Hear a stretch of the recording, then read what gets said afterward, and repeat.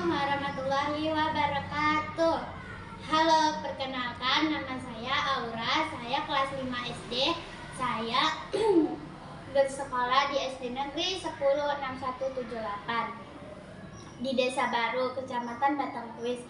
Saya akan menceritakan tentang cerita rakyat asal mula Danau Toba. Pada zaman dahulu ada seorang petani yang bernama Toba. Ia mengerjakan sawah dan ladang. Ia tinggal di sebuah lembah yang ladainya dan subur. Petani itu sangat rajin mengerjakan sawah dan ladangnya untuk keperluan hidupnya. Selain menolak tanaman, lelaki itu kadang-kadang pergi memancing ikan di sungai. Setelah ia memancing di sungai, kadang-kadang ikan yang didapatnya itu sangat mudah sekali. Dan ikan itu memang di sungai itu memang banyak ikan karena sungai itu jernih dan bersih. Setelah sore, lelaki itu setelah pulang pergi meladang, lelaki itu langsung pergi ke sungai. Dia pergi dengan sendiri. Setelah pulang dari ladang, ia langsung menuju ke sungai, dan lelaki itu menunggu beberapa lama. Sudah cukup lama ia menunggu, tak ada seekor pun ikan yang mau menarik umpannya. Setelah ia menunggu cukup lama, dan dia berkata, "Baiklah, aku akan pulang saja. Tidak ada ikan yang mau memakan umpan aku." Lelaki itu dengan kesalnya, lelaki itu ingin memutuskan untuk pulang dan dia berputus asa. Tapi dia berkata seperti ini lagi, "Tapi kalau misalnya aku pulang, pasti aku juga rugi karena kan aku sudah tunggu lama di sini." Jadi lelaki itu memutuskan untuk menunggu beberapa menit. Setelah lelaki itu menunggu beberapa saat, dia juga sangat sekali kesal karena sudah tidak ada juga ikan yang mau memakan umpannya. Jadi dia ini berkata juga, "Sudahlah, mendingan aku pulang saja. Tidak ada juga ikan yang mau memakan umpan aku. Lebih baik aku pulang saja." Ketika lelaki itu ingin menarik pancingannya, tiba-tiba lelaki itu disambar ikan yang sangat besar. Lelaki itu pun terkejut dan dia berkata seperti ini, "Baiklah, kalau misalnya itu ikan yang sangat besar itu ingin aku bawa pulang, kamu boleh membawa umpanku ke sana kemari." Lelaki itu pun perlahan-lahan untuk menarik umpannya. Dan setelah ditariknya, ikan itu sangat besar. Dan dia terkejut sampai dia berkata seperti ini, "Apakah ini benar? Wah, besar sekali. Ini apakah benar penglihatanku?" Lelaki itu dengan senangnya. Awalnya lelaki itu dengan kesal, tiba-tiba menjadi gembira. Jadi lelaki itu terus memindahkan ikan itu ke tempat yang lain supaya ikan itu tidak lepas. Ketika lelaki itu ingin mencabut mata pancing di mulut ikan itu, tiba-tiba ikan itu memandangnya dengan penuh arti. Dan lelaki itu langsung memindahkannya ke tempat yang lain. Ketika lelaki itu ingin membuka pakaian, lelaki itu langsung mandi ke sungai. Setelah lelaki itu pulang dari sungai, lelaki itu langsung pergi ke rumah. Dia berjalan membawa ikannya. Tiba-tiba dia ingin memikirkan betapa enaknya nanti kalau daging ikan itu dimakan. Tapi dia bingung, dia ingin dipanggang atau digoreng. Jadi dia memutuskan untuk digoreng saja. Setelah nyampe rumah, ikan itu dibawa ke dapur. Lalu dia kebingungan. "Aduh, gimana ini? Minyak bakarnya habis. Aku harus pergi mengambil ini ke bawah kolam." Lelaki itu pun pergi untuk mengambil kayu bakar di kolam. Ini dia kayu bakarnya. Akhirnya ada juga. Setelah lelaki itu kembali ke atas rumahnya, tiba-tiba mengejutkan sekali. Banyak hamparan uang kepingan emas yang berserakan di bawahnya di meja tersebut. Dan dia berkata seperti ini, "Kemana ikan aku? Kenapa berubah menjadi kepingan emas yang banyak?" lelaki itu pun bergurau seperti itu. Karena lelaki itu semakin curiga, lelaki itu pun memutuskan untuk melihat ke kamar. Setelah melihat ke kamar, lelaki itu melihat seorang wanita yang sangat cantik. Sebelumnya, lelaki itu belum pernah melihat seekor wanita yang sangat cantik. Jadi, lelaki itu memutuskan untuk bertanya, "Siapakah kau ini?" Wanita itu berjawab, "Kau tidak tahu. Apakah kau ingin benar-benar tahu?" Lelaki itu pun bertanya lagi, "Iya, aku benar-benar tahu, ingin tahu." Perempuan itu menjawab, "Kau tidak ingat, aku adalah jelmaan ikan yang kau tangkap tadi." "Apa?" Lelaki itu dengan terkagetnya mendengar ucapan wanita itu. Lelaki itu pun menanya kepadanya, "Mengapa kau menjadi jelmaan ikan?" Perempuan itu pun menjelaskan tentang kisah hidupnya. "Aku adalah putri dari kerajaan yang sangat besar. Aku ini adalah putri dari sana. Cuman karena aku terkutuk, jadi aku dijadikan menjadi jelmaan ikan." Jadi, wanita itu dan menjelaskan semua kejadiannya. Setelah cukup lama, wanita itu mengajak untuk dia memakan dan beristirahat. Setelah masakan pun tiba, perempuan itu, lelaki itu lalu berkata seperti ini, "Kau begitu cantik, apakah kau mau menjadi istriku?" Perempuan itu bertunduk seperti ini. Lalu perempuan itu berkata, "Kalau misalnya aku mau jadi istri kamu, kamu harus berjanji sama aku. Aku akan berjanji kepadamu asalkan kamu mau menjadi istri aku," kata laki-laki itu. Perempuan dan laki-laki itu berjanji bahwa seumpamanya lelaki itu tidak boleh membocorkan asal mula perempuan itu. Ketika kalau misalnya perempuan itu dibocorkan asal mulanya dari mana, maka akan terjadi guncangan yang sangat besar.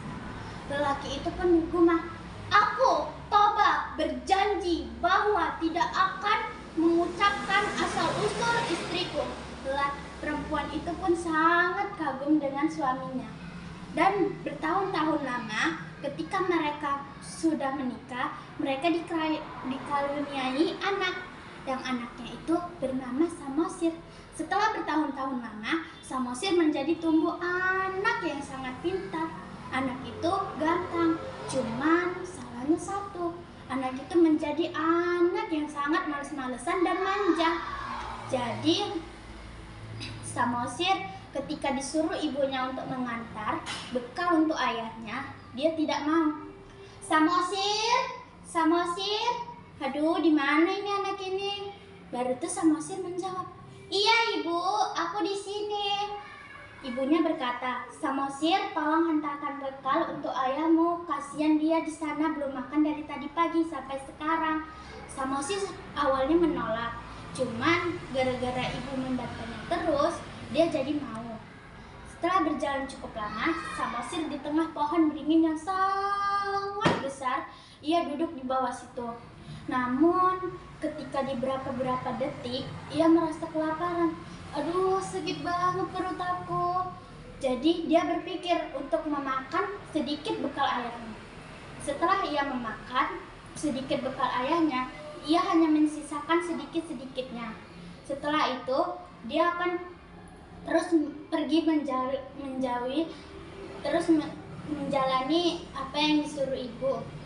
Setelah ayahnya membuka, "Wah, makasih ya Samosir, ayah belum makan dari tadi pagi. Kamu memang anak yang pintar." Baru itu ayahnya Samosir berkata, "Iya ayah." Setelah ayah membuka bungkusan itu, ayahnya sangat terkejut melihat isi dalam bungkusan itu ternyata tinggal sedikit. Dan ayah Samosir marah dengan dia. "Kau ini memang benar-benar keterlaluan." Situ Samosir lalu pergi menangis dan berlari.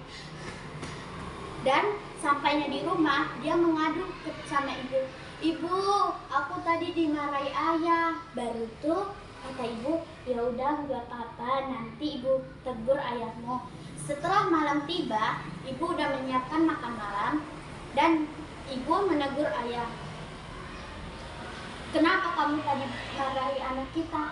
Seharusnya kamu yang berpikir kenapa dia makan nasi bungkusan aku. Tapi dia kan masih kecil, belum tahu apa-apa. Ya aku bayangkan bekerja keras di ladang sampai tadi pagi, sampai sekarang belum sarapan. Aku kelaparan. Jadi disitulah Samosir dimarahin. Setelah awalnya Samosir dimaafkan, ya, di situ ayah Samosir memaafkannya. Ini untuk yang kedua kalinya Samosir tetap dimaafkan. Dan kalau misalnya ketiga kalinya nanti dia bisa terulang lagi, maka dia tidak segan-segan dipukul ayahnya. Setelah 3 hari berlalu, ibunya terus mengantar nasi. Karena ibunya sudah capek, jadi ibunya menyuruh Samosir, "Samosir, oh Samosir." Lanjut Samosir terus menyapa ibunya. Dan kata Samosir, "Iya ibu, ada apa? Tolong antarkan bekal untuk ayahmu." "Tidak mau ibu," bantah Samosir. Karena Samosir masih takut, jadi Samosir tidak mau. Karena kata ibu, "Udahlah nak, kasih aja, kasihan ayahmu belum makan dari tadi pagi." Ibunya terus membujuk Samosir untuk mengantarkan nasinya. Selanjutnya, ibu Samosir terus membujuknya. Dan tiba-tiba Samosir mau untuk mengantarkan nasinya. Setelah berjalan berapa lama langkah, dia kembali lagi berteduh di pohon beringin yang sangat besar. Di situ ia langsung membuka bungkusan nasinya, dan di situ ia memakan dan menyisakannya sedikit. Dan tiba-tiba pas dia kembali ke sana, ayahnya membuka lagi bungkusan nasi itu, dan ayahnya sangat terkejut melihat isi bungkusannya. Dan ayahnya langsung mencekam di bagian bajunya. "Kenapa kau melakukan seperti ini pada ayah? Dasar kau anak ikan!" Di situ Samosir langsung ditampar begitu sama ayahnya. "Aduh ayah, sakit banget ayah." Disitulah langsung Samosir pergi lari dan menangis, "Ibu!" Dan ibu Samosir langsung terkejut, dan yang awal ibu Samosir menyapu langsung jatuhkan sapu itu dan langsung memeluk Samosir. "Ada apa nak? Ibu, apakah benar aku ini anak ikan? Ayah memberi seperti itu kepada aku." Dan seketika ibunya langsung berubah menjadi muka yang sangat kecewa. Di situ ibu Samosir memperingatkan seperti ini, "Nak, kamu pergi aja ke pulau yang jauh di sana dan panjatlah bukit itu dan langsung panjat pohon yang paling tinggi di sana." "Kenapa ibu? Apa yang terjadi sebenarnya?" "Udah, dengarkan perintah ibu." "Baik ibu." Samosir pun pergi berjalan cukup jauh ke bukit yang sana itu dan langsung memanjat. Tiba-tiba ibunya Samosir berkata, "Kau telah mengingkari janjiku. Sekarang kau akan tahu balasannya seperti apa." Dan seketika tiba-tiba gumparan petir yang menyambar begitu ganas. Awalnya alam menjadi gembira, tiba-tiba berubah menjadi sangat ganas. Samosir yang begitu takutnya, dia terus berlari sangat jauh. Dan tiba-tiba Tobas sebelum mencapai rumah, tiba-tiba petir menyambar-nyambar, dan tiba-tiba di belakang dia ada gumparan air yang menuju kepadanya. Dan di situ ibunya Samosir berubah menjadi ikan mas. Setelah berubah menjadi ikan mas, Toba langsung lari ingin mengejar Samosir untuk menaiki bukit itu di luar. Tapi sayangnya sudah terlanjur, Toba mati tenggelam hidup-hidup. Jadi dari situlah yang di situ di danau itu dinamakan Danau Toba, dan pulau yang ada di kecil itu dinamakan Pulau Samosir. Sekian, terima kasih. Assalamualaikum warahmatullahi wabarakatuh.